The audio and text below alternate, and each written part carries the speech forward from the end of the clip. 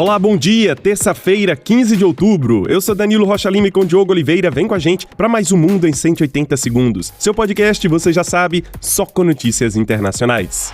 A gente está em segundo lugar, concorrendo para o prêmio dos melhores podcasts do Brasil, na categoria Assuntos Diversos. Ajudem a gente e votem no nosso podcast no site prêmiompb.com.br, prêmiompb.com.br, categoria Assuntos Diversos. Chegamos até aqui graças a vocês, muito obrigado pela sua ajuda.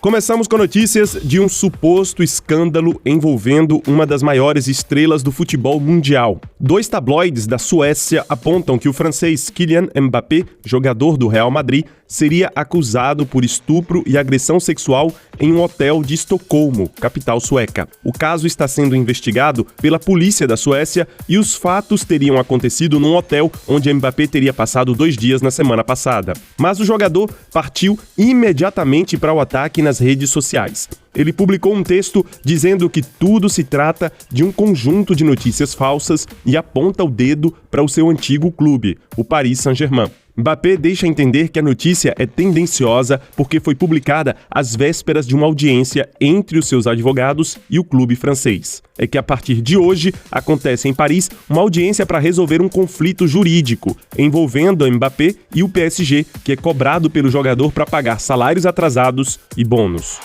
E vamos agora viajar para a América Latina. Na Venezuela, o procurador-geral do país, Tarek Saab, aliado do presidente Nicolás Maduro, acusa o presidente brasileiro Lula de ser um agente do Serviço Secreto dos Estados Unidos. A acusação também se estende ao presidente do Chile, Gabriel Boric. A acusação é infundada, sem provas e não tem nenhum indício de envolvimento dos presidentes do Brasil e do Chile com o Serviço Secreto americano. Saab, na verdade, joga para seus apoiadores e reage à posição do Brasil, que não reconheceu a eleição de Maduro em julho. Além disso, o Brasil e o Chile pedem que as atas eleitorais com os resultados oficiais do pleito sejam divulgadas. Enquanto isso, Maduro foi declarado vencedor sem provas.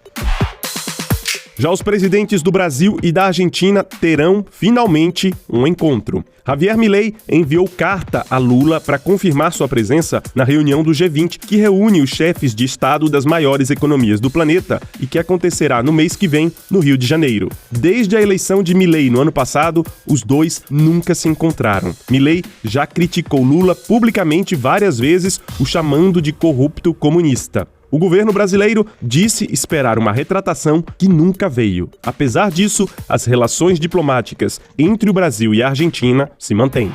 No Oriente Médio, o jornal americano The Washington Post diz que Israel atacará o Irã antes das eleições americanas, que acontecem no dia 5 de novembro. O ataque seria uma resposta àqueles ataques de mísseis iranianos ocorridos no início deste mês, em solidariedade aos grupos Hezbollah e Hamas, que estão em guerra contra os israelenses. Segundo o jornal, a resposta de Israel se concentraria em alvos militares e evitaria, assim, a infraestrutura petroleira do Irã para evitar uma guerra aberta entre os países. Já o Conselho de Segurança da ONU se diz preocupado com os ataques de Israel aos soldados capacetes azuis, que estão em missão de paz no Líbano. A ONU diz que não vai retirar suas tropas enquanto Israel pede que as Nações Unidas retirem seus militares da região do sul do Líbano. A missão de paz da ONU no Líbano tem 10 mil pessoas de 50 países e Israel acusa o Hezbollah de usar a estrutura dessa missão para fazer ataques.